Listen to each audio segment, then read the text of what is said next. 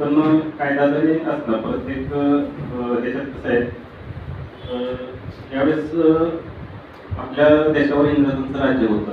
150 वर्ष इंग्रजांचं राज्य होतं आणि इंग्रजांचं शासन जे होतं ते थोडं पार्शलिटी करत होतं. म्हणजे भारतीय लोकांसाठी वेगळे नियम आणि त्यांच्यासाठी वेगळे नियम असं, आणि त्याच्यातून ते आपल्या लोकांमध्ये उद्रेकाची भावना होऊन आपलं स्वतःच राज्य असावं अशी भावना निर्माण होऊन आणि संघर्षातून स्वातंत्र्य लढा उभा करून आपण स्वातंत्र्य मिळवलं.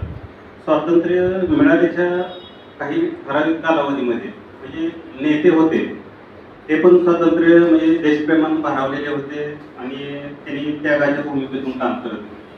अधिकारी पण तसे होते, त्यागाच्या भूमिकेतून काम करत होते. भ्रष्टाचार कमी होता, देश आपला विकसनशील देश म्हणजे गणला जात होता. टेक्नॉलॉजी आपल्याकडे नव्हती.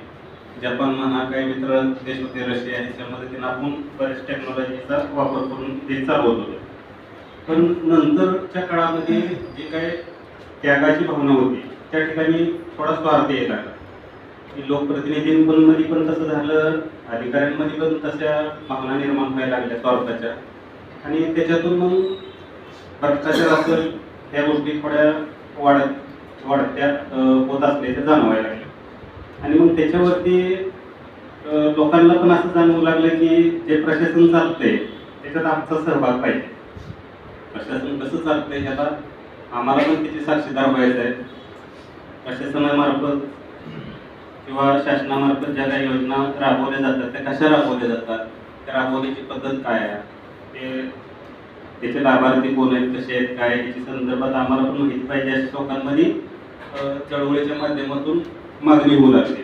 आणि या मागणीचं किंवा आंदोलनाचं रूपांतर त्या राज्यांनी किंवा इतर देशात, आता सुतारसाहेबांनी सांगितलं कोणत्या देशात तरी कायदा तो लागू झाला. आपल्या देशामध्ये कोणत्या राज्यांनी पहिला तामिळनाडूने कायदा तो लागू केला, आपण 2002 साली लागू केला महाराष्ट्र राज्यानं, आणि पूर्ण देशात 2005ला एकच कायदा आला. तर हे ह्याच्यात असं आहे की कायदा जरी आणला असला तरी कसं आहे, ह्याच्यात कायद्याच्या एक जशी चांगली बाजू असते तशी दुसरी बाजू पण असते की त्याला बंधनात टाकलं जातं, त्याला बांधून घेतलेलं असते. त्याच्यात विषय असा असतो की आता कोकणाचा जर विचार करायचा म्हणलं तर आपण जे काही शासनाचे निर्णय येतात, योजना येतात त्या पूर्ण राज्यासाठी असतात, आणि पूर्ण राज्यासाठी ज्यावेळेस योजना येते त्यावेळेस कसं होतं की शेतकऱ्याची योजना आणली आणि त्याचा कमीत कमी क्षेत्राची मर्यादा त्यांनी 60 गुंठे टाकली.